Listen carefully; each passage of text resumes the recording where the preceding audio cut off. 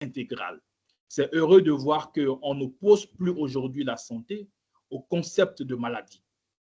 Donc, en réalité, si nous sommes malades aujourd'hui, je pense que la première chose que nous cherchons à faire, c'est de recouvrer tout de même notre santé, peu importe qu'elle soit physique, émotionnelle, psychique, etc. Donc, c'est l'un des droits fondamentaux de tout être humain, quelle que soit sa race, quelle que soit sa religion, quelles que soient ses opinions politiques, quelle que soit sa condition économique ou sociale. Et la santé est un sujet à la fois individuel, se référant à l'état de santé d'un individu. Donc, vous et moi, individuellement, nous avons notre état de santé, mais mis ensemble également, nous formons une communauté, nous formons une population, et donc la santé également va se référer à cet état collectif, se référant à l'état de santé de la population.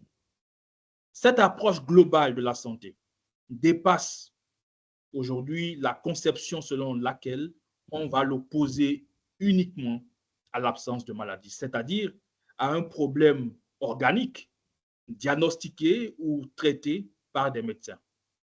Une approche plus ouverte aujourd'hui permet d'intégrer les dimensions socio-anthropologiques, les dimensions économiques, les dimensions environnementales et bien d'autres dans la compréhension de l'état de santé d'un individu et d'une population. Voilà ce que nous pouvons dire en résumé, si nous devrions faire une clarification conceptuelle résumée de la santé pour ne pas rentrer dans des détails trop techniques. Et quand nous parlons de projet, qu'entendons-nous par projet? Le projet peut être défini comme un ensemble d'activités uniques. Alors, je ne sais pas si la projection passe. Oui, ça passe, docteur. OK. Alors, vous voyez le projet? Ça n'affiche pas chez moi. Peut-être que ce n'est pas chez moi ou chez vous. Non, ça n'affiche pas aussi. OK. Alors, le projet, il y a plusieurs définitions du projet.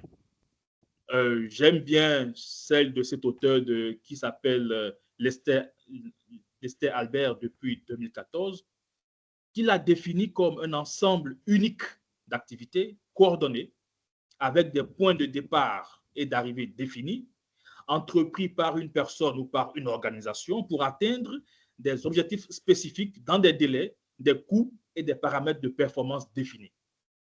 C'est une définition assez claire, assez complète, qui fait ressortir toutes les caractéristiques fondamentales d'un projet. Et quand on va maintenant parler de projet de santé, eh bien, on va comprendre que ces projets-là sont conçus pour répondre à un large éventail d'objectifs, tels que la prévention des maladies, tels que la promotion de la santé. Et je suis sûr que si on nous demandait, en réalité, quand on pense à un projet de santé, on pense à quoi? Tout de suite, on va penser aux maladies, on va penser à la prévention des maladies. Mais il n'y a pas que ça. La prestation des services de santé également peut faire l'objet d'un projet de santé. Le renforcement des capacités, la recherche et l'élaboration des politiques publiques de santé, tous ces éléments-là peuvent faire objet de projets de santé. Finalement, quand on va parler de gestion de projets de santé, elle va se définir simplement comme l'application des connaissances ou des compétences, l'utilisation d'outils et techniques aux activités d'un projet pour répondre à ces exigences, mais également et surtout pour répondre aux objectifs spécifiques du secteur de la santé.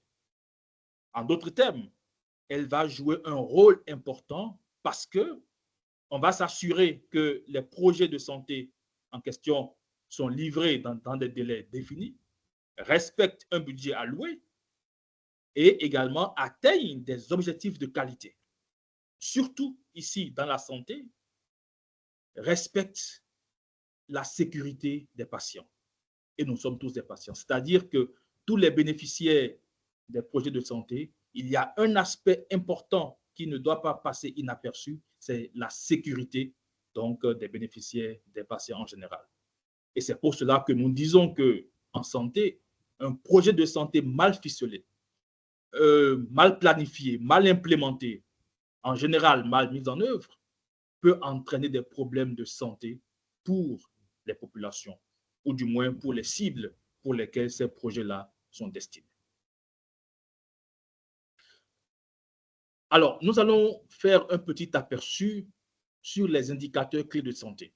Ceci nous permettra de voir l'ampleur ou de voir l'étendue du contexte dans lequel nous évoluons. Dans quel contexte on est amené à implémenter des projets de santé ou dans quel contexte les projets de santé sont implémentés en Afrique subsaharienne, et vous verrez que nous sommes au-delà de la prévention des maladies et qu'il y a d'ailleurs d'autres aspects très importants qui ne sont pas perçus mais qui font partie intégrante de la santé et qui nécessitent également des interventions. Alors, les indicateurs que nous présenterons pour donner une référence sont issus du dernier rapport de l'OMS de 2022 sur les statistiques sanitaires africaines. Alors, pourquoi nous nous basons sur ce rapport? Déjà parce qu'il est officiel, mais aussi parce que c'est à ce jour l'outil le plus, je vais dire, le plus complet qui fournit d'une part des informations actualisées sur l'état de santé des pays, mais qui sert d'autre part de référence au suivi des progrès dans la réalisation des objectifs du développement durable au niveau international. Alors, sur le plan socio-démographique, l'Afrique subsaharienne regroupe, comme on le sait, la majorité de la population du continent africain, donc à peu près 85%. Il y a lieu qu'on s'y intéresse de plus près. Et d'après les experts, c'est la région ou la partie du monde la plus dynamique en matière démographique. Les problèmes sanitaires, les problèmes d'éducation, ils sont préoccupants. Et comme nous le savons, tout ceci dans un contexte économique peu reluisant. On a parlé tout à l'heure de l'approche globale de la santé. Cette approche globale de la santé lui confère une place de choix dans les objectifs de développement durable, appelés ODD. Vous me demanderez pourquoi on évoque les ODD en parlant de santé. Et tout à l'heure, on verra pourquoi. La santé occupe une place de choix dans les ODD avec un objectif transversal et multisectoriel qui est de garantir une vie saine et promouvoir le bien-être de tous à tout âge. Et cette déclaration des ODD souligne que pour atteindre cet objectif de garantir une vie saine et de promouvoir le bien-être de tous à tout âge, nous devrions parvenir à une couverture sanitaire universelle, ce qu'on appelle couramment la couverture maladie universelle, mais aussi à l'accès à des soins de qualité. Il faut reconnaître que des grands efforts sont faits. Mais malgré ces efforts-là, un des indices importants d'ailleurs, qui est un indicateur du suivi de la couverture santé universelle, c'est l'indice de couverture des services ICS. Cet indice-là est estimé aujourd'hui à 46% par l'OMS. Donc, c'est une situation qui est compromise par les pandémies. On a vu avec la COVID comment est-ce que nos systèmes de santé ont été mis à rude épreuve. Les conflits, les catastrophes, l'insuffisance du personnel de santé ou même la mauvaise gestion du peu qui est là. Les difficultés d'accès aux médicaments essentiels. Plus de 50% de la population africaine n'a pas pleinement accès aux médicaments essentiels. Et de nombreux pays d'Afrique subsaharienne sont habitués, et vous le savez mieux que moi, à des pénuries de médicaments, que ce soit dans les hôpitaux, que ce soit dans les pharmacies et même dans la logistique de certains projets, les pénuries sont monnaie courante. On peut également citer la faible disponibilité des services essentiels de santé. Et quand on parle de services essentiels, il faut comprendre qu'on parle de prévention et de traitement de maladies transmissibles.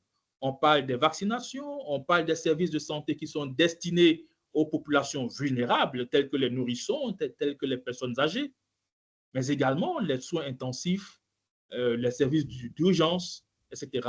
En tout cas, les services de santé de base. Et l'une des conséquences de tout ceci réuni, c'est la mauvaise qualité des soins.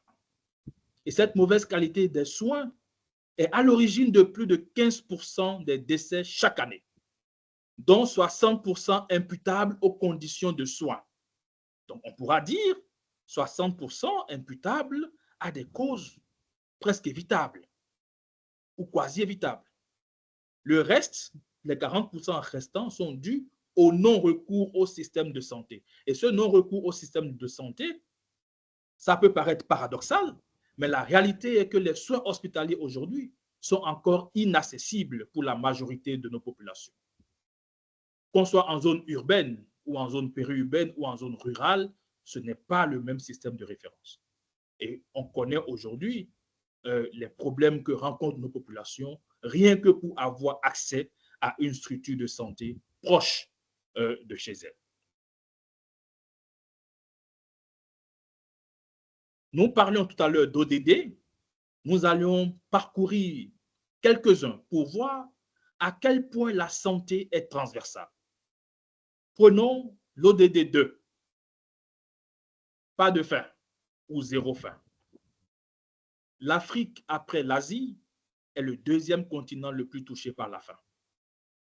Et les personnes confrontées aux difficultés d'accès à la nourriture sont passées à peu près de 52 à 59% en 4 ans, entre 2015 et 2019, en Afrique subsaharienne.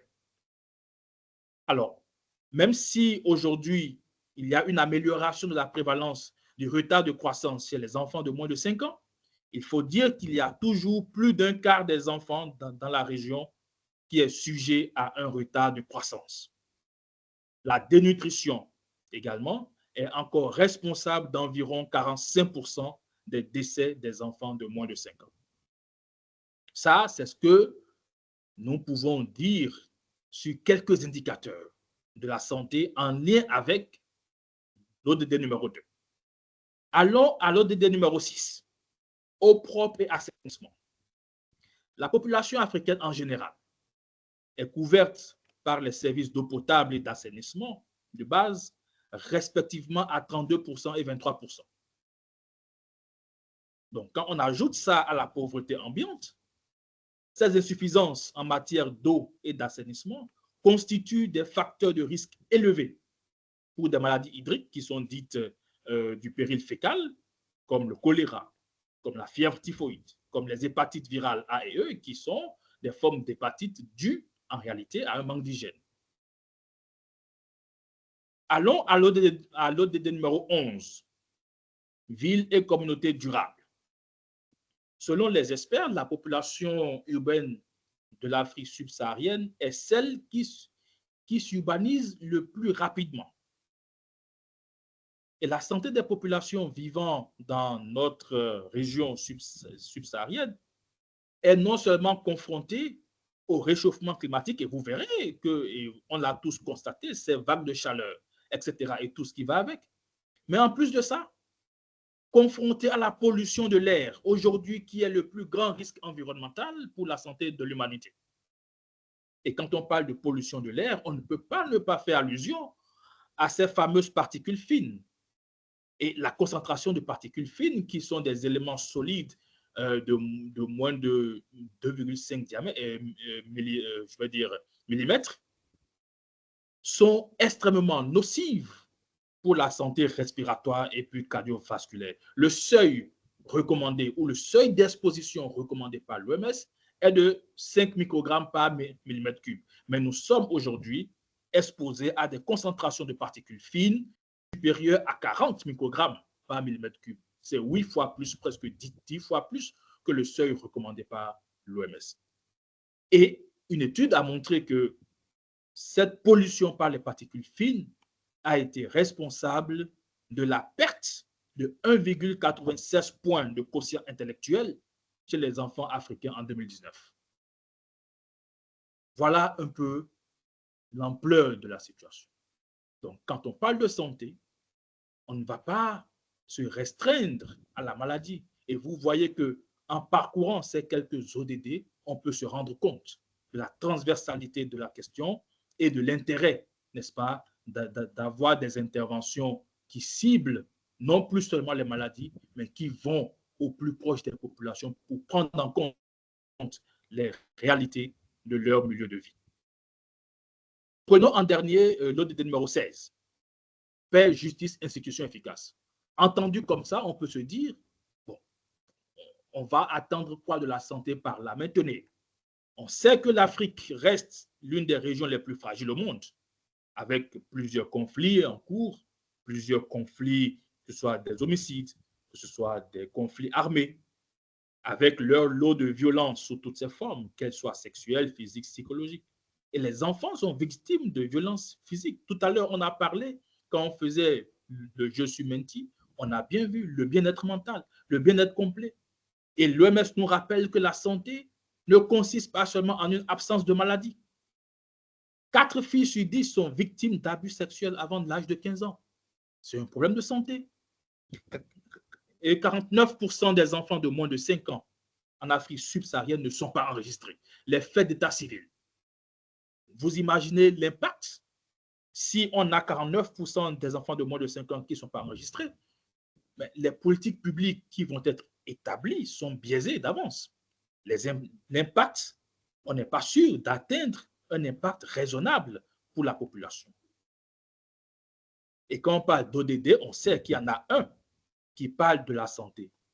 En réalité, celui qui est relatif à la bonne santé et au bien-être va nous montrer quoi, si je dois parler en termes génériques. Prenons la santé maternelle. On ne pourra pas décliner toutes les composantes, mais prenons les plus importantes. 99% des décès maternels surviennent dans les pays en développement. Et plus de la moitié de ces décès surviennent en Afrique subsaharienne. Et les facteurs contribuant à ces décès sont nombreux. Je vais citer la pénurie du personnel de santé qualifié. Pourquoi? Parce qu'une étude a montré que cette pénurie-là contribue au faible taux d'accouchement assisté dans presque 65% des cas. Voilà un réel problème où l'insuffisance du personnel de santé, la mauvaise gestion du peu qui est là, mais aussi confronté à un problème d'exode massif vers les pays développés, on comprend bien pourquoi. Eh bien, la conséquence, elle est directe. Voilà un état de santé où, en termes de santé maternelle, presque plus de la moitié des décès maternels surviennent dans notre région. On ne va pas aborder la question des infrastructures de transport. Lorsque le pauvre paysan doit mener sa femme d'un village A à un poste de santé peut-être où il doit parcourir 30 km sur des sentiers battus, mais imaginez les complications. En Guinée, il y a une étude qui a montré que les taux de décès étaient plus importants dans les cas de patients référés d'un hôpital rural ou d'un centre rural à un centre de santé urbain. Ce qui veut dire que c'est des questions logistiques qui sont importantes et qui doivent être prises en compte. Les transitions démographiques, chers amis, socioculturelles et économiques sont à l'origine du risque et de la prévalence aujourd'hui des maladies non transmissibles avec le diabète en ligne de mire. C'est ce que nous appelons la transition épidémiologique. Et les pays africains doivent faire face aujourd'hui au double fardeau que posent déjà les maladies transmissibles, que sont le palu, par exemple, le VIH, la tuberculose, mais face aussi à l'incidence croissante des maladies non transmissibles, dont le diabète. Quand on parle d'incidence, on parle des nouveaux cas des maladies. Donc, on est dans une situation où il y a une menace constante des pathologies transmissibles courtes, mais également une montée en puissance des maladies non transmissibles, dont le diabète. Et si on s'attarde sur le diabète, 24 millions de personnes étaient atteintes de diabète en Afrique en 2021. Et ce chiffre va augmenter de presque 129% en 2045. J'espère que vous imaginez en fait l'ampleur de la chose. Si on laisse le diabète, les cancers ne sont pas du reste. Regardez vous-même ces statistiques qui restent encore sous-estimées, mais parce que ça, c'est des statistiques basées sur les déclarations qui sont faites. Presque 500 000 décès chaque année en Afrique subsaharienne. Presque 800 000 nouveaux cas de cancer. Et je peux vous dire que c'est vraiment des chiffres sous-estimés. Voilà la réalité dans laquelle nous sommes. Les habitudes de vie, notre alimentation, on ne cessera jamais d'en parler. Ne me dites pas si le docteur lui-même en est conscient. Les cordonniers aussi sont les plus mal chaussés, dit-on. Nous sommes tous dans le même bateau. Le tabagisme, la consommation d'alcool et de drogue, la violence, le suicide, l'abus des médicaments, en particulier des antibiotiques de plus en plus, la pollution de l'air sont également en augmentation dans notre région. Et donc, la mortalité qui est associée est en pleine croissance.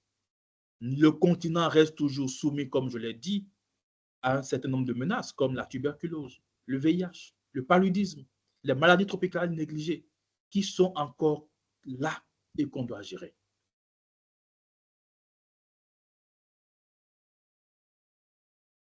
Alors, voyons un peu l'espérance de vie. Vous me direz, est-ce qu'on meurt vite en Afrique subsaharienne ou on vit plus longtemps? La bonne nouvelle est que l'espérance de vie, quand même, s'est fortement améliorée. Elle est passée de 52 ans à 64 ans entre 2000 et 2019. Quand on ajuste cette espérance de vie à la bonne santé, ce qu'on appelle l'espérance de vie en bonne santé, elle a aussi augmenté de 46 ans à 56 ans au cours des 20 dernières années. Alors, cette évolution montre quand même une relative amélioration de la santé, du bien-être des populations. C'est discutable, mais c'est quand même c'est une réalité. Alors, au fil des temps, les femmes ont une espérance de vie en bonne santé plus longue que les hommes. On pourra trouver 1001 raisons, mais les femmes vivent plus longtemps que les hommes. En tout cas, dans notre région, d'après les études. Et quand on va voir cette figure-là, je vous prierai d'y accorder une attention particulière. Les barres en bleu représentent le nombre de décès, hommes comme femmes. Les barres en jaune sont ceux relatifs aux femmes. Et en rouge, voilà, ce sont les hommes.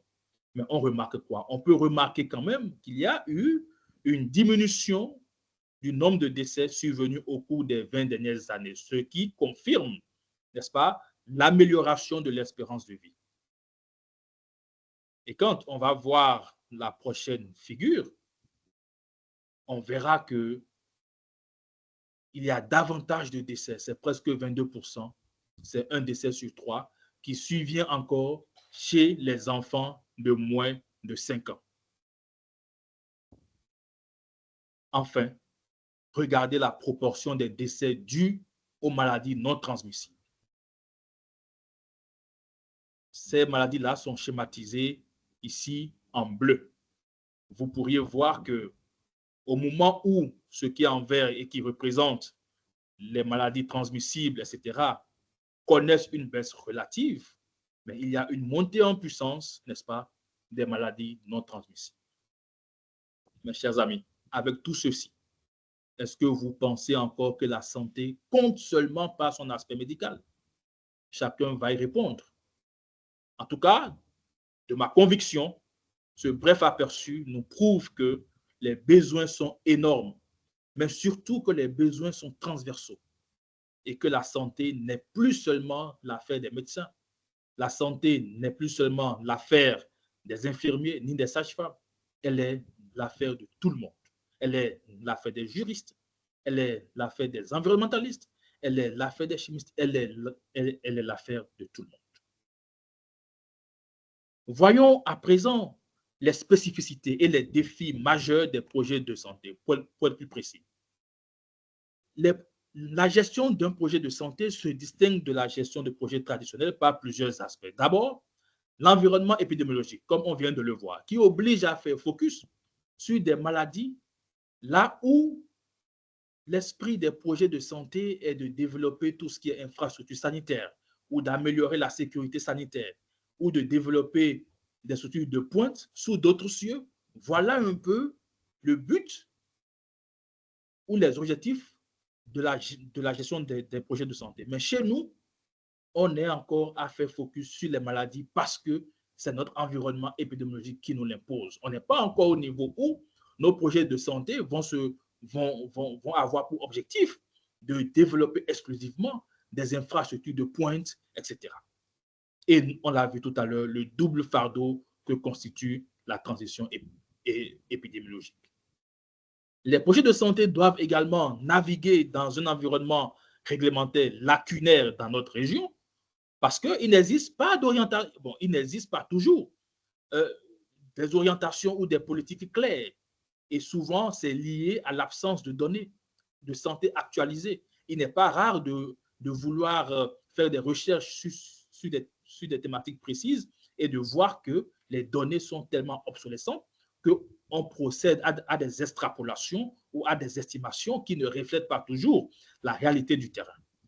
Ensuite, l'impact des projets sur la qualité des soins et la sécurité des patients ajoute une dimension de responsabilité et d'éthique qui requiert une attention particulière. Mais enfin, les parties prenantes dans le domaine de la santé sont diverses, multiples et variées. Pourquoi? Parce qu'elles impliquent non seulement le personnel de santé, mais c'est aussi tout ce qui est autorité de santé, les patients, leurs familles, les groupes de défense de patients. Et donc, tout ceci nécessite des compétences de communication, des compétences de gestion des parties prenantes particulièrement affinées. Et on sait que dans la gestion de projet, en tout cas, la gestion des parties prenantes est un élément crucial si on veut réussir la mise en œuvre d'un projet. L'un des défis majeurs auxquels sont confrontés les projets de santé en général, c'est l'insuffisance de ressources. Donc, les contraintes de ressources sont un défi majeur. Et quand on parle d'insuffisance de ressources, l'argent étant le nerf de la guerre, eh bien, les budgets sont souvent serrés.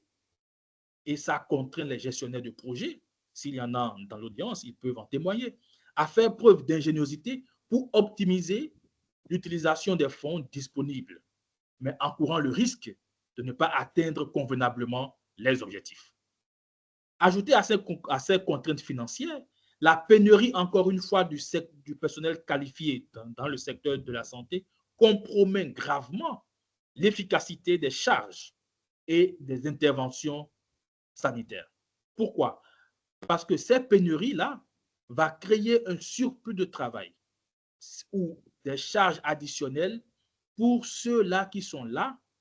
La conséquence est que là où on a besoin quand même des médecins, des infirmiers pour des activités de projets de santé, eh bien, cette pénurie fait qu'il y a une réduction de la qualité, mais il y a aussi une réduction de la disponibilité du personnel à accompagner ces projets. Et parallèlement, les déficits infrastructurels aussi sont un obstacle.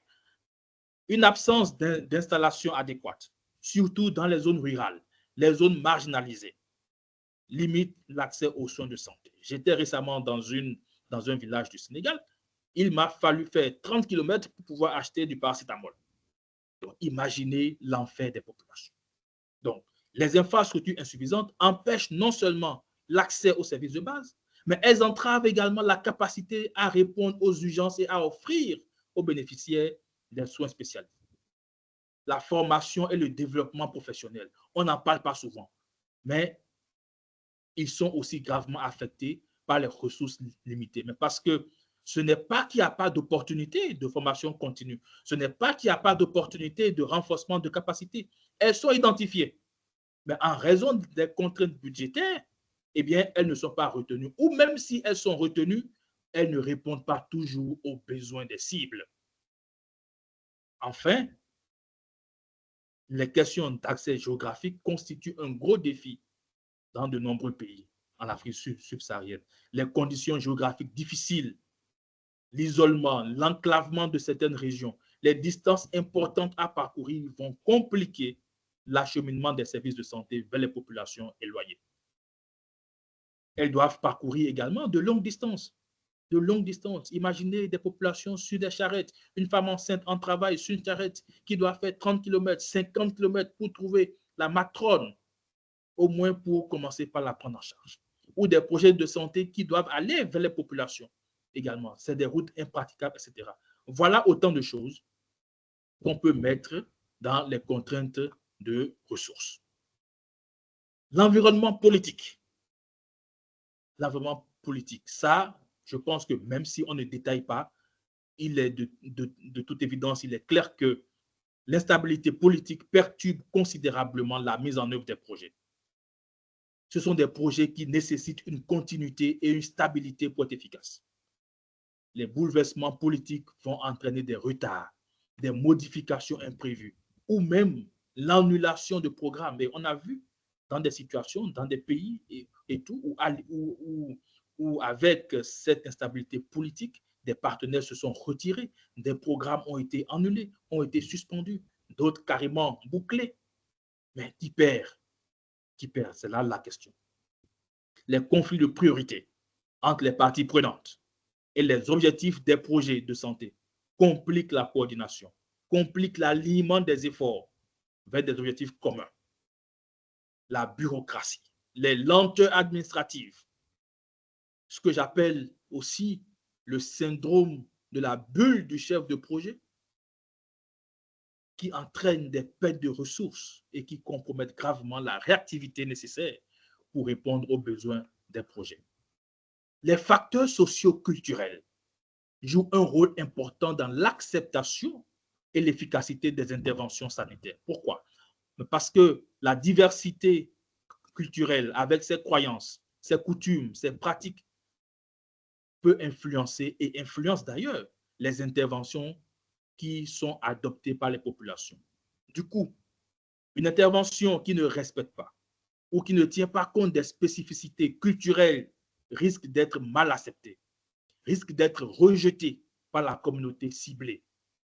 On a vu des programmes de distribution de moustiquaires et ça m'a tellement marqué. Ces moustiquaires imprégnés sont devenus des filets à pêche de poissons ou des rideaux dans des maisons. Mais parce que les bénéficiaires n'ont pas compris. Et surtout si les communautés ne comprennent pas les messages en raison des différences linguistiques, en raison des particularités linguistiques, eh bien, ça ne reflète pas, je vais dire, l'importance. Elles ne vont pas percevoir l'importance des messages de sensibilisation. Conséquence, elles ne pourront pas adopter des comportements sains. Au final, pour qu'un projet soit durable et efficace, il doit être adopté, et ça, j'aime à le marteler, il doit être adopté et soutenu par les communautés locales. Lorsqu'il y a un faible engagement, lorsqu'il y a une appropriation insuffisante par les communautés, cela compromet à long terme l'impact, n'est-ce pas, des projets. La durabilité. Aujourd'hui, il n'est pas rare de voir des initiatives de projets commencer, mais après 6 mois, après 1 an, parce que le partenaire s'est retiré ou en raison d'un risque qui n'a pas été bien maîtrisé, eh bien, le projet, on l'achève ou on l'arrête ou on le suspend. Donc, assurer la durabilité des projets de santé est très important. Et surtout, la difficulté à obtenir un financement durable pour poursuivre aussi des projets est un défi constant dans notre région. Les financements à court terme, ils sont légion. C'est bien utile de lancer des initiatives, mais cela ne garantit pas leur continuité. Donc, un manque de financement durable va entraîner un arrêt des activités une fois que les fonds initiaux qui ont été mis à disposition, n'est-ce pas, vont être épuisés. Mais il y a aussi le manque de soutien institutionnel. Qu'est-ce que j'entends par là? Pour que les projets de santé soient durables, il faut qu'ils soient intégrés à des structures, à des systèmes existants. Mais ce que nous remarquons aujourd'hui, c'est qu'il y a une pléthore de projets isolés, qui sont mis en place isolément, mais qui ne s'intègrent à aucun système, qui ne s'intègrent à aucune architecture. Conséquence, on est dispersé et on s'étonne qu'on n'ait pas atteint des objectifs. Donc, s'il n'y a pas un soutien fort de la part de nos institutions, de la part des autorités de santé, les projets risquent de ne pas survivre une fois l'impulsion initiale disparue. Et ça rend vain les efforts initiaux, les populations vulnérables à nouveau sont privées de services essentiels et ça devient un peu comme le serpent qui se mord la queue. La gestion des risques, tout à l'heure j'en parlais, c'est une composante essentielle de tout projet, mais surtout aussi de tout projet de santé. Pourquoi? Juste parce que si elle n'est pas effectuée de manière régulière et systématique, eh bien, les projets sont vulnérables à des problèmes imprévus et c'est soit des surcoûts, c'est soit des limites qui sont atteintes précocement. En tout cas, quand elles ne sont pas évaluées, le projet est à risque de ne pas être durable. De ces défis-là, quelles sont les bonnes pratiques? Quelles sont les recommandations que nous pourrions proposer? C'est à titre indicatif. Chacun dans son expérience, assurément d'autres points de vue. Mais de mon point de vue, je pense que pour optimiser les projets de santé, il faut commencer par renforcer la planification et la gestion des ressources. On doit allouer les ressources en fonction de l'impact attendu sur les résultats de santé. Et ça, c'est encore un élément qui fait encore défaut aujourd'hui quand on veut mobiliser des ressources. On ne voit pas toujours l'impact attendu, mais on les mobilise souvent par rapport à l'ampleur des objectifs, sachant qu'un objectif grandiose ne veut pas forcément dire un impact important. Ensuite, l'engagement et la collaboration des parties prenantes ne sont pas à négliger. Il est important d'impliquer activement les communautés locales, les décideurs politiques, les partenaires financiers, les communautés, dès le début du projet. Parce qu'on remarque que de plus en plus ou très souvent, c'est en cours du projet. C'est en cas de besoin qu'on se souvient qu'il y a tel partenaire, qu'il y a telle partie prenante qu'on n'a pas contacté. Non, il faut mettre tout le monde dès le début du projet et maintenir une communication transparente et régulière.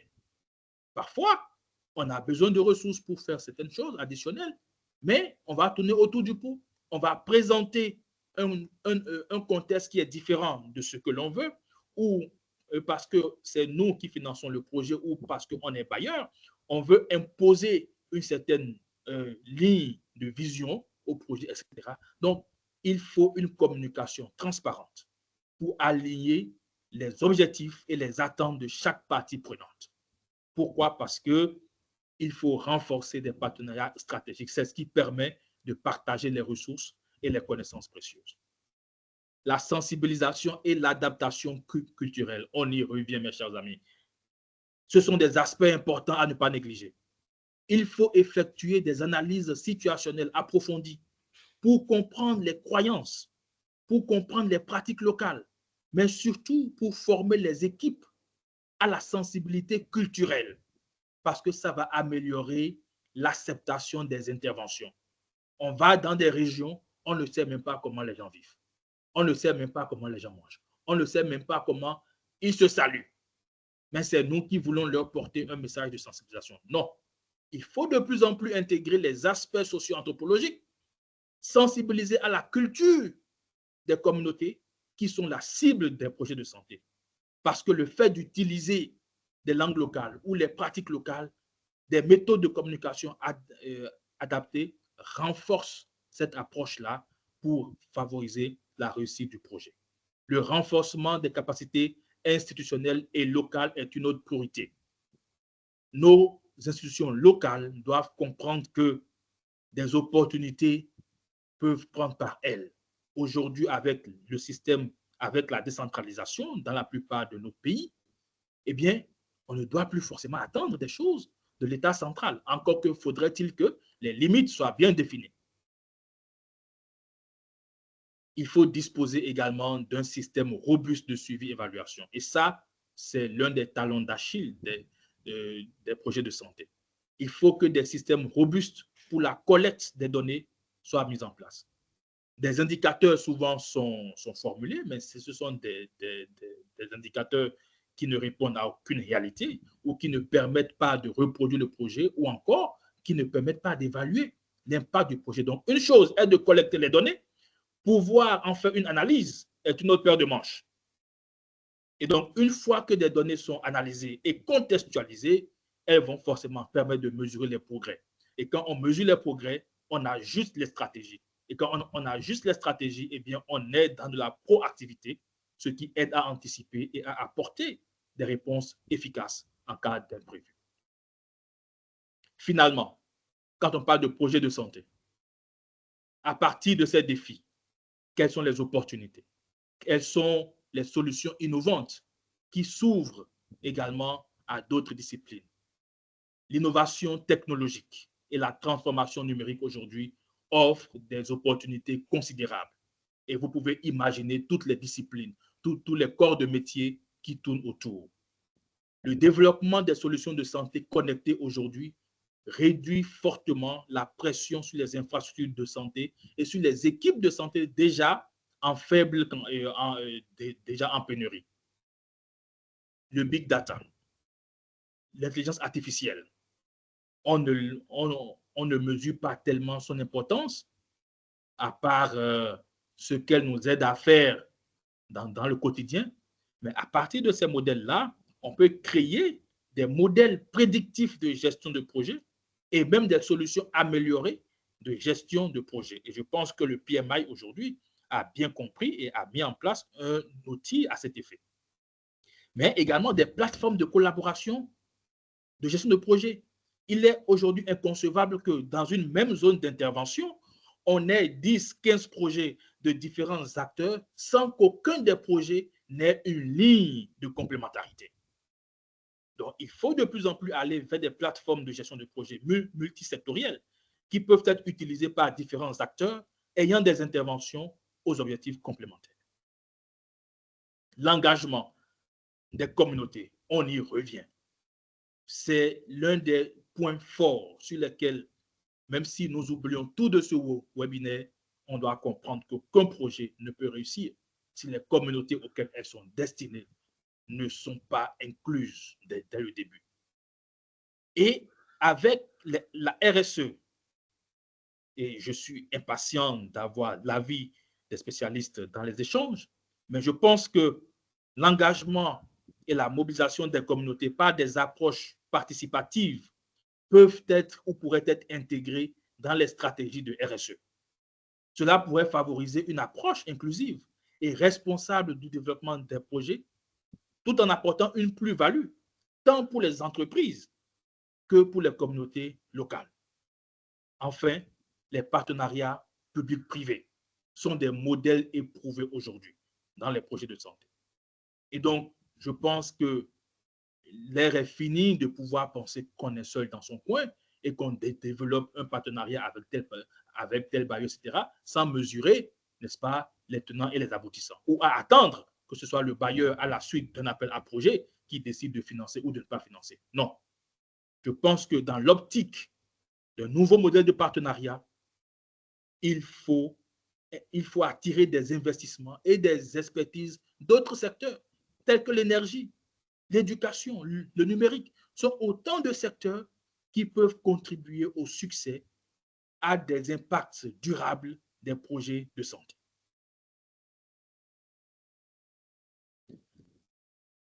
Que faut-il retenir à l'arrivée? Malheureux le chef de projet, malheureux le chef de programme qui se croit détenteur lui seul de la connaissance infuse. L'équipe est nécessaire à l'impact d'un projet. Les projets de santé nécessitent une gestion de projet solide. Ils sont complexes, on l'a vu. Ils sont complexes pourquoi? Ils sont complexes en raison du contenu technique. Ils sont complexes en raison des questions sensibles abordées. Ils sont complexes en raison de l'environnement politique et social dans lequel ils se déroulent, mais aussi des attentes et des intérêts des différentes parties prenantes, du calendrier et du financement. Il faut donc une planification minutieuse, un leadership fort et une compréhension approfondie, encore une fois, du contexte local dans lequel ces projets sont implémentés. La flexibilité, l'adaptabilité, l'engagement de la communauté sont encore une fois incontournables si l'on veut obtenir des améliorations durables des résultats en matière de santé. Et pour relever ces défis sous nos cieux, l'un des aspects importants consiste à donner la priorité à la mobilisation des ressources nationales, à allouer des fonds suffisants aux soins de santé. Il ne s'agit plus d'augmenter seulement les dépenses globales de santé. Non, il faut aussi garantir une utilisation efficace et transparente des fonds. Suivez mon regard. Il faut diversifier les sources de financement par la collaboration avec le secteur privé. Le secteur privé aujourd'hui ne peut pas rester en marge du développement des projets de santé. Enfin, la transformation numérique, la redéfinition des partenariats stratégiques qui doivent inclure l'activation des leviers de la RSE.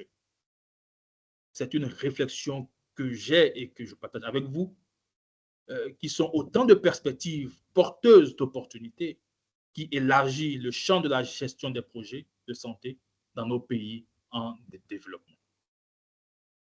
Voilà un peu ce que j'avais à partager avec vous par rapport à ce thème intéressant, vaste, je l'avoue, mais pour lequel nous pensons qu'il est utile d'accentuer la réflexion dans une approche collaborative, dans une approche multidisciplinaire et intersectorielle. Je vous remercie pour votre aimable attention. Merci beaucoup, docteur, pour cette brillante présentation. Alors, je pense qu'on va peut-être passer à une série de questions-réponses. J'imagine qu'il y en aura beaucoup de personnes qui voudront poser des questions sur cette thématique qui nous met en rapprochement le contexte de la gestion de projet lié au secteur de la santé dans notre environnement à nous. Donc, pour ceux qui veulent poser des questions, il faut juste lever la main et on vous donnera la parole. Sinon, vous pouvez juste poser vos questions dans la partie Q&R pour qu'on puisse prendre ces questions-là en compte. Donc, je m'en vais peut-être donner la parole. Je vois qu'il y a des personnes qui ont levé la main, docteur. Oui. On va peut-être commencer par ces personnes-là qui l'ont fait. Tout à Alors, fait. il y a docteur Sidibé qui a levé la main en premier. Et docteur Sidibé, vous pouvez ouvrir votre micro et poser votre question. Et après, on donnera la parole à monsieur Géru Haché. Bonjour à tous et à toutes. Comme annoncé, moi je suis docteur Philippe Arafin et je suis chef de projet sur PROAC dans une université internationale. Le projet est mis en œuvre au nord du Mali. C'est une zone qui est affectée par les conflits depuis une dizaine d'années déjà. Et ce n'est pas de questions spécifiques, c'est vraiment pour remercier le présentateur pour la qualité de la présentation, les propos pertinents dont il a fait mention sont réellement contre une réalité sur le terrain. Tout ce qu'il a dit concernant les défis et les propositions de solutions sont vraiment pertinentes. Moi, je n'ai vraiment rien à ajouter. Je suis très heureux d'avoir participé à cette rencontre et j'invite les uns et les autres à mettre en pratique les enseignements reçus lors de cette présentation. Merci aux initiateurs, merci aux participants. Merci à tous. Merci beaucoup, Dr. Sid. Merci, docteur, pour cette contribution. Pour ceux peut-être qui n'entendaient pas bien, docteur Sidibé remerciait notre intervenant de cette brillante présentation et des informations qui nous ont été partagées. Alors, je donne la parole à monsieur Géru Achille et après, monsieur Madem Balo pour prendre la parole. Très bien. Rebonjour à tous. Vous m'entendez? Je suis au volant Oui. au même moment. Je sais pas si... Ok, très bien. Donc, j'aimerais très sincèrement remercier le conférencier, docteur Jean-Marie.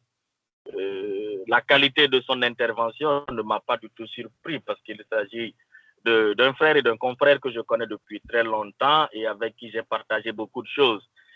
Malgré mon emploi du temps aujourd'hui, j'ai tenu quand même à venir, à être dans la position de disciple pour apprendre de mon maître, dans la mesure où je sais que dans ces interventions, je partirai toujours pas avec quelque chose de plus, mais avec quelque chose de plus.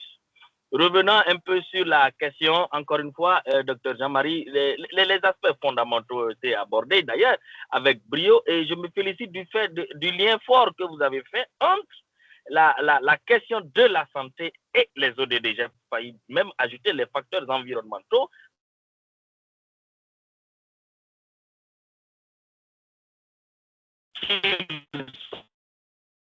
Allô, vous entendez? Oui, oui, docteur Géraud, on vous entend.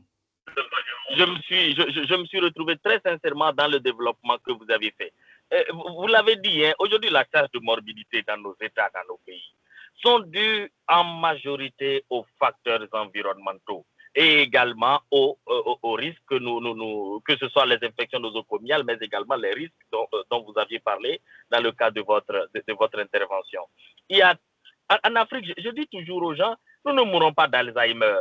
Nous ne mourrons pas de maladie de Parkinson. Nous mourons de diarrhée, nous mourons de choléra, nous mourons des palus, nous mourons des pathologies, en tout cas des infections qu'on peut éviter par de simples gestes. Voilà pourquoi, en parlant de ces projets de santé, vous avez touché un point important en les mettant également en lien avec les questions des ODD. Qu'est-ce que je dois également dire? Il y a une grande mission à accomplir avec nos populations à la base. La sensibilisation, l'information, l'éducation, le changement de comportement. Il y a tellement de maladies que nous pouvons éviter dans nos localités, que nous soyons en milieu urbain, en milieu rural ou en milieu périurbain. Il y a tellement de maladies que nous pouvons éviter par des gestes simples. Le reste, comme je dis toujours aux gens, quand je fais des counseling, on ne demande pas aux gens de porter des costumes et des cravates, on demande juste aux gens d'être propres.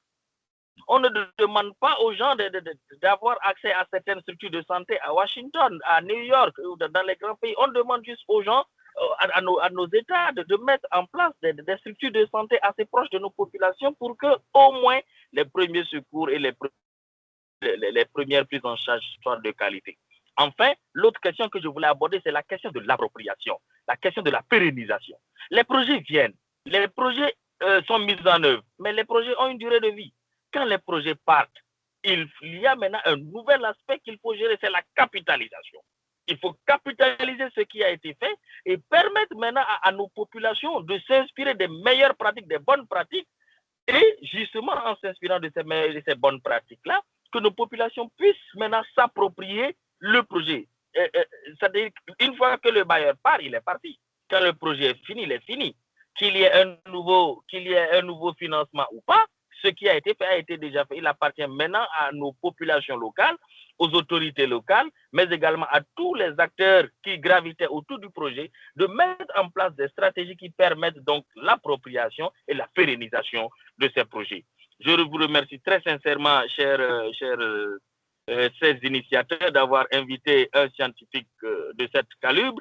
Et je me réjouis très sincèrement d'avoir partagé également ce lien auprès de mes confrères. Nous partons très, très, très satisfaits de cette intervention et je souhaite bon vent à Dr Jean-Marie et également aux initiateurs. Merci beaucoup. Merci, Dr Géraud. Merci, docteur. On passe la parole à M. Madembalo. Oui, merci. Et bonjour à tout le monde. Merci je ne dirais pas au docteur, à l'homme politique, simplement aux dirigeants, parce qu'il a balayé tous ces terrains-là. Et ne pensez-vous pas que le premier projet de santé, c'est le projet qui consiste à inciter les populations à aller vers la santé? Mon prédécesseur l'a presque dit, hein? Les gens n'y vont pas du tout. Et ce qui encourage un bailleur qui a fini de financer un projet qui a bien marché, c'est des statistiques qui montrent que les gens ont utilisé la solution. Donc, quand les statistiques montrent que les gens n'y vont pas, bon, celui qui a financé n'a pas envie de revenir. Et mon prédécesseur l'a dit, les gens ne meurent pas d'Alzheimer, mais de maladies bénignes. Moi, je ne sais pas, qu'est-ce qu'il faudrait faire pour amener les populations à aller se faire soigner?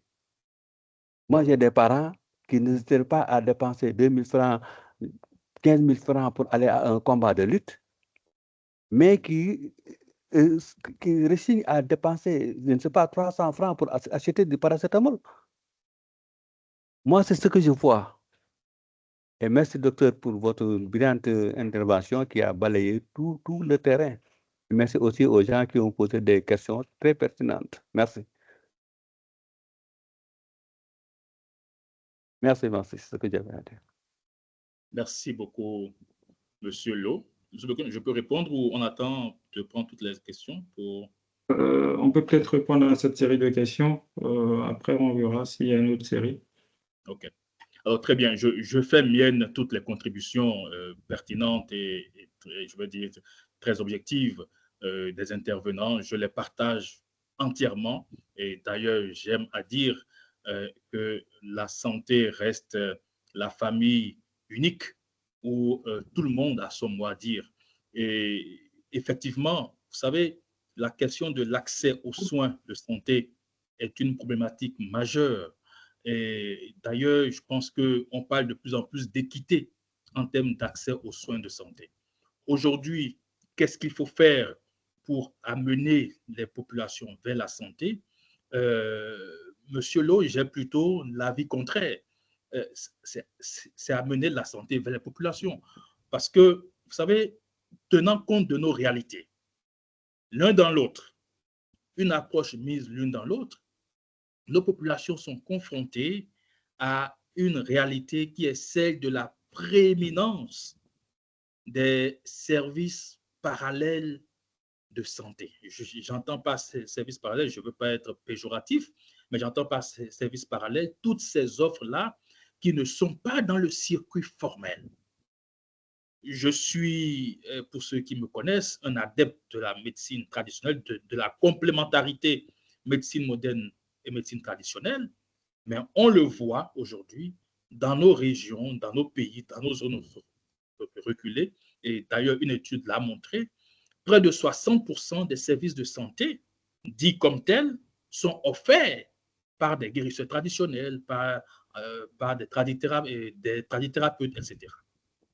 Et vous savez, quand c'est comme ça, la croyance populaire, la conscience populaire a une confiance, je vais dire presque innée, en nos ressources, au point que vous avez des gens, malgré les ressources limitées, qui sont prêts à aller mettre 50 000, 100 000 francs, à acheter une potion dont ils ne comprennent absolument pas la composition. Et lorsqu'il y a des complications et qu'ils vont venir à l'hôpital, par exemple, pour faire une radio qui est à 5 000, ils vont se plaindre qu'ils n'ont pas de l'argent. La conception de la santé est encore une conception sociale. C'est-à-dire que si je suis malade et que je vais à l'hôpital, l'hôpital est tenu de me soigner. C'est vrai. Mais derrière, il y a tous les comportements que cela génère en termes de refus, de non-recours au système de santé. C'est vraiment un terrain vaste et je vous remercie, Monsieur Lo, d'avoir vraiment posé cette problématique-là, cette question. Elle est d'actualité et je reste ouvert pour des échanges en dehors. Bon, on est limité par le temps, mais c'est des thématiques sur lesquelles, je dis, des task force, des groupes de réflexion peuvent se constituer, n'est-ce pas, afin de pouvoir trouver des solutions et des solutions à proposer à ces partenaires-là ou à ces organismes qui déploient des projets dans nos régions et qui sont limités également par ces aspects. Merci beaucoup.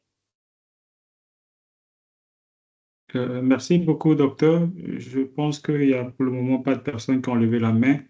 Toutefois, il y a quelques questions que j'ai vues dans le chat. Okay. Que je m'en vais peut-être vous lire. Ouais.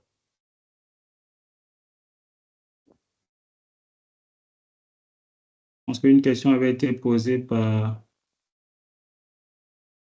une des participantes qui demandait quel est le pays, je remonte bien pour ne pas me tromper, quel pays se distingue en Afrique subsaharienne dans la gestion des projets de santé? C'est une première question.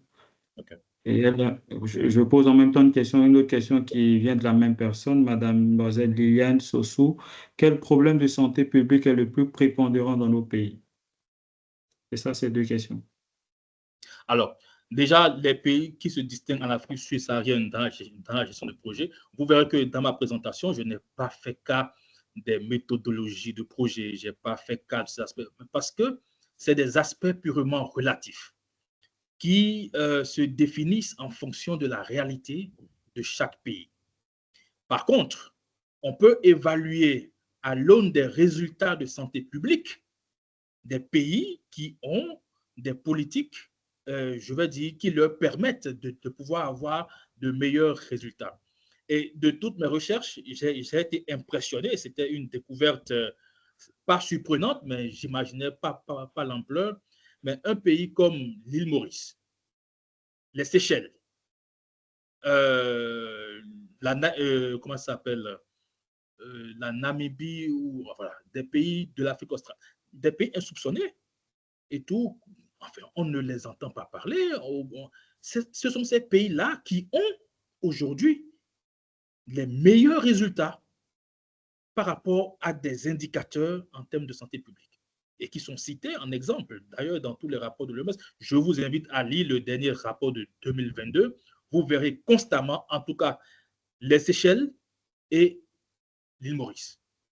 Donc, on ne peut pas aujourd'hui dire il n'y a pas de réalité propre, je vais dire, à un groupe de pays, mais chaque pays définit ses politiques en fonction de ses priorités, en fonction de ses réalités, mais c'est les résultats aux indicateurs qui sont globaux qui vont nous permettre, n'est-ce pas, de pouvoir apprécier. Alors, après, quel est le problème de santé publique le plus prépondérant dans nos pays? Je pense que mes prédécesseurs ont répondu à la question. Nous sommes confrontés aujourd'hui aux maladies transmissibles, nous sommes confrontés aujourd'hui aux maladies diarrhéiques, nous sommes confrontés aujourd'hui aux maladies liées, je vais dire, de la mère et de l'enfant, donc c'est tout ce qui concerne la santé maternelle et de l'enfant. Mais l'enjeu aujourd'hui, comme je l'ai rappelé, c'est la montée en puissance des maladies non transmissibles, le diabète, les cancers, l'hypertension artérielle, avec tout ce qu'elles ont comme lot de complications. Donc, on ne pourra pas dire qu'il y a un problème de santé publique prépondérant.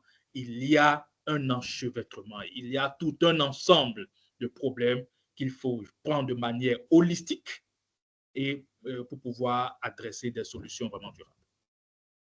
Je pense que j'ai répondu aux deux questions, M. Bécoin. Oui, on a encore M. Jéry Achille qui a levé la main, donc on lui donne la parole. Oui. Le docteur Giroux, vous avez levé la main? Non, non, je pense que c'est une autre personne. Je pense que c'est un certain Moustapha. Ou bien c'est une mauvaise manipulation de ma part. Laissez-moi vérifier. Oui, oui. Sûrement, oui. OK. OK, on a M. Mademballo qui a posé une question. Est-ce que les personnels du corps médical qui considèrent que la santé est un domaine de souveraineté ne font pas parfois entrave aux projets de santé lorsqu'ils ne sont pas mis aux commandes? Très belle question. Je suis parfaitement d'accord avec M. Lo. C'est l'un des obstacles majeurs, mais parce qu'il n'est pas rare de voir dans la prospection même, à la phase d'analyse, de planification de certains projets qui doivent impliquer des professionnels de santé, et notamment du corps médical. Excusez-moi du terme, mais il y a comme cette sorte de, de restriction ou bien cette sorte de manque d'ouverture sur ces aspects-là, parce que au-delà des soins, certains considèrent les projets ou la gestion de projets comme étant des aspects purement administratifs. Donc oui, effectivement, dans certains milieux ou par rapport à certains projets, cette conception-là est un obstacle majeur enfin, c'est une entrave au projet de santé. Mais je pense qu'aujourd'hui, les mentalités ont évolué et la santé n'est plus un domaine, je vais dire, s'il est un domaine de souveraineté, ça suppose que nous avons les moyens qu'il faut d'en faire un domaine de souveraineté. Et pour en faire un domaine de souveraineté, il faut conjuguer toutes les forces. Donc, il ne devrait plus avoir quelqu'un qui va croire qu'il est dans son carré et tout, et que voilà, tant que lui, il n'a pas pensé qu'un projet est utile à son domaine ou à sa spécialité, eh bien, ça n'a pas d'importance. Non. Donc, effectivement, oui, c'est un obstacle, mais je pense que de plus en plus, les professionnels de la santé comprennent les enjeux et comprennent l'intérêt de la collaboration pour le bien des populations. Merci, docteur. Alors, il n'y a peut-être pas encore de questions. Je Il y tiens a- à préciser que ce webinaire donne droit à 1,5 PDOs et à cet effet, il est demandé à tous nos participants de pouvoir évaluer la tenue de ce webinaire, notamment l'intervention du docteur Dognon, ceux également qui ont pu mettre à disposition ce webinaire, le PMI Sénégal, pour vraiment nous améliorer au fur et à mesure. Alors, moi, je suis en tant que vice-président du chapitre PMI Sénégal sur le volet développement professionnel. Je prends un peu cette lucane de vraiment ce que les prédécesseurs ont pu dire. Ce qui se passe, c'est que lorsqu'il y a un manque d'implication du personnel de la santé dans des projets de santé, il va sans dire que le projet est déjà pas bien parti pour vraiment atteindre les objectifs qui sont demandés. Et donc, ce serait bien, je le dis, hein, en même temps de séance tenante à l'auditoire, que nous, en tant que ces personnes qui ont pu participer à cet événement, de voir comment est-ce qu'on pourrait apporter notre contribution pour pouvoir faire face à ce défi qui se trouve dans le secteur de la santé. Alors, pour terminer, nous lancerons une communauté de pratique dans des secteurs d'activité et notamment la santé en fait partie. Un lien peut-être sera partagé dans les temps à venir pour permettre à ce qu'on puisse mettre en place une communauté de personnes qui soient du domaine de la santé dans les projets ou bien d'autres personnes qui ont vraiment un cœur à partager dans cette communauté pour vraiment dynamiser et apporter leur contribution dans ces défis et explorer toutes ces opportunités que bien évidemment, Dr. Dognon a pu partager à chacun d'entre nous. Je ne sais pas s'il y en a des compléments, docteur, par rapport à cela. Par contre, on a une question Oui. de docteur Linda Mayou qui dit, vous avez parlé d'une amélioration de l'espérance de vie. J'aimerais savoir si vous connaissez quelle est la part des organisations non gouvernementales dans cette amélioration. Et en termes d'aspect nutritionnel, quelles sont les dernières avancées majeures, juste de manière sommaire, ces dernières années? Alors, très bien. Alors, par rapport à la part des organisations non gouvernementales, alors, je n'ai pas de chiffres précis à ce propos. Je ne vais pas m'avancer sur ça. Mais ce dont je suis convaincu, c'est que la plupart des actions, la plupart des interventions sont l'œuvre des organisations non gouvernementales, des partenaires privés, etc., des partenaires. Mais en termes de part de chiffres, je n'ai pas, je vais dire, de référence officielle pour m'avancer par rapport à ça. Alors, en termes d'aspect nutritionnel, quelles sont les dernières avancées majeures, juste de manière sommaire?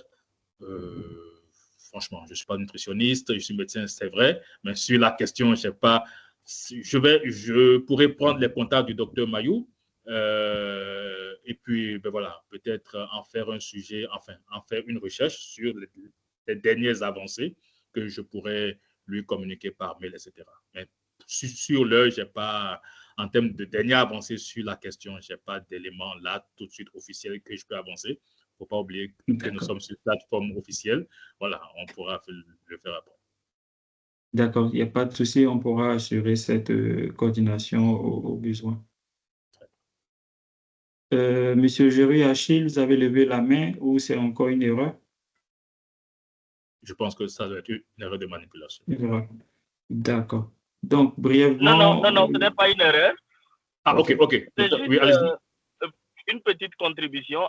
Docteur Jean-Marie, vous avez bien fait de répondre à la participante. C'est-à-dire que même les données là, vous ne les aurez pas. Vous savez pourquoi? Moi, je suis en train de travailler actuellement avec l'Université de Vie en Afrique du Sud sur la contribution des ONG et des organisations à but non lucratif sur l'amélioration du niveau de vie, de la santé des populations et tout. Je ne sais pas pour les autres pays, mais si c'est pour le Sénégal, vous n'aurez pas ces données parce que le ministère même ne dispose pas de la cartographie par rapport à ces données. Maintenant, vous pouvez peut-être, si la dame est intéressée, elle peut aller sur le site du PFONG, de la PFONG, plutôt que la plateforme des ONG européennes au Sénégal. Elle peut voir un peu ce que les ONG européennes ont fait au Sénégal en matière d'amélioration de la santé, en matière d'amélioration de la prise en charge mère-enfant et tout. Mais si c'est des chiffres, malheureusement, vous ne les aurez pas. Nous avons passé presque 6 mois à travailler sur ça. Il n'y a pas de chiffres. Maintenant, nous sommes en train de travailler avec le CONGAD, qui est la grande concertation qui regroupe les différentes ONG au Sénégal, et ces données ne seront disponibles qu'en 2027. Voilà, c'était juste une petite contribution que je pourrais faire. Excellent.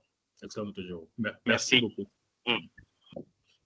Okay. Merci, Jérôme, pour cette contribution qui donne un peu un complément à la question posée par notre participant. Donc, nous sommes peut-être à moins de 5 minutes pour terminer notre webinaire.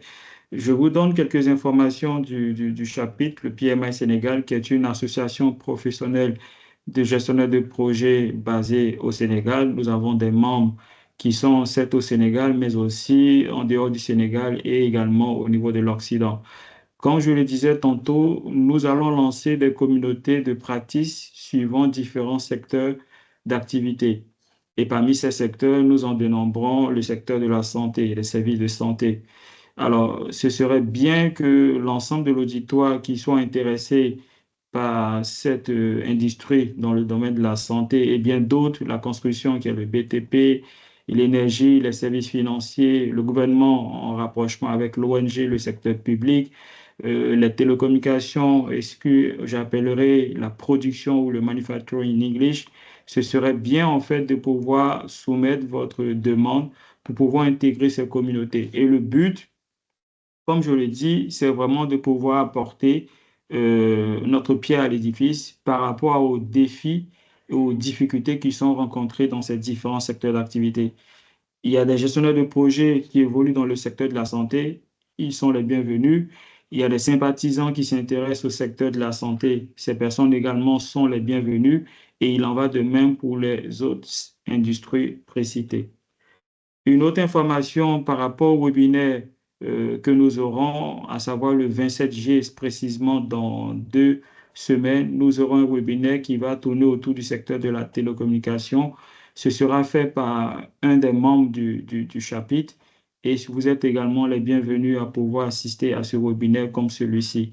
Et le 10 août, nous verrons avec notre expert dans le secteur de la construction animer un webinaire qui va porter un peu sur le secteur BTP, qui est aussi un secteur assez important au Sénégal et pourquoi pas dans la sous-région.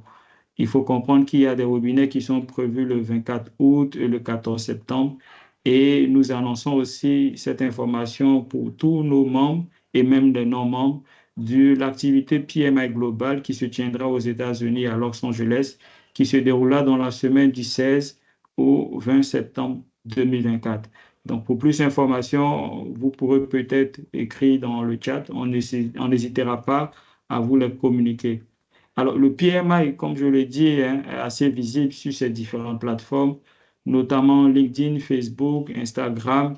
Nous avons un groupe WhatsApp. Nous sommes également présents sur X ou Twitter. Pas encore de présence sur TikTok, mais on verra bien s'il faut s'y mettre. On a notre site internet, le www.pmi-6sénégal.org, où vous pourrez également aussi avoir toutes les informations liées au chapitre et également notre page YouTube. Alors, je tiens à rassurer, une question avait été posée, est-ce que nous aurons l'enregistrement? La réponse, c'est oui. L'enregistrement sera diffusé en replay sur notre page YouTube durant peut-être les 72 heures à venir. Et cela permettra à ceux-là qui voudront prendre connaissance du contenu qui a été partagé par Dr Dognon de pouvoir en prendre connaissance et pourquoi pas s'en inspirer pour pouvoir créer beaucoup plus d'engouement sur cette thématique qui est extrêmement importante. Alors, je vais peut-être terminer par là pour remercier au nom du chapitre notre intervenant qui a bien voulu se prêter à cet exercice. J'avoue que je le suis également aussi sur LinkedIn et c'est par là qu'on a commencé à échanger. Et son profil nous a vraiment attiré lorsqu'il a été présenté au niveau du board pour pouvoir aborder cette thématique sur la gestion des projets dans le secteur de la santé au niveau de l'Afrique subsaharienne. Nous avons bien compris ces défis et ces opportunités que l'on peut trouver dans cette industrie.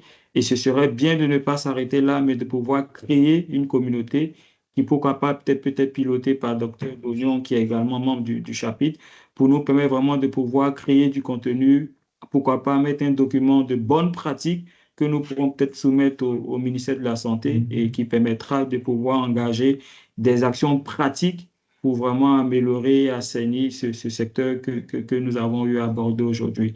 Donc, je vais encore donner la parole à docteur qui va peut-être dire un peu son mot de fin et sur ce quoi on pourra peut-être clore ce webinaire.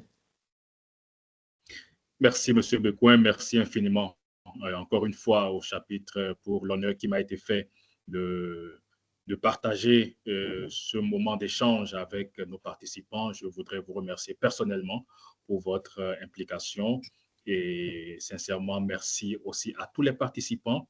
Le sujet, peut-être, j'espère, n'avoir pas été trop technique, mais avec les interventions, les contributions de tout un chacun, j'en sors également ragaillardi, j'en sors j'en sors avec, je veux dire, beaucoup plus de connaissances et c'est cela aussi l'intérêt de ces plateformes collaboratives et d'échange. C'est toujours intéressant et voilà, continuons la réflexion toujours pour plus d'impact pour nos populations. Merci à tous, merci à tous les intervenants et éventuellement, s'il y a des questions après, je reste ouvert pour échanger par mail.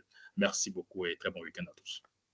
Merci à vous, merci docteur. Allez, passez un bon week-end et que nous puissions nous revoir très nécessairement.